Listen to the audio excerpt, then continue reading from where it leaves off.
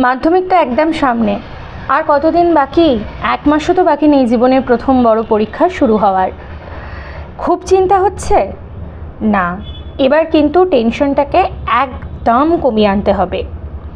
এবার লড়াই শুরু হবে তোমার নিজের সাথে নিজের।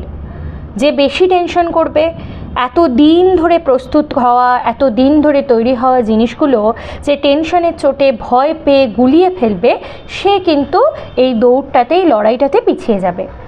এত দিন ধরে যা যা জিনিস পড়েছো সেগুলোকেই বারবার করে রিভাইজ করো। এতদিন ধরে নিশ্চয়ই বাড়িতে বলো, স্কুলে বলো, বিভিন্ন ধরনের পরীক্ষা দিয়েছো। প্রত্যেকটা সাবজেক্টে সেই পরীক্ষায় যে যে জায়গাগুলোয় ভুল হয়েছে সেগুলো বারবার করে দেখতে থাকো, কারণ ভুল হওয়া জিনিসগুলো আমাদের আরও বারবার ভুল হওয়ার প্রবণতাটা বেশি থাকে।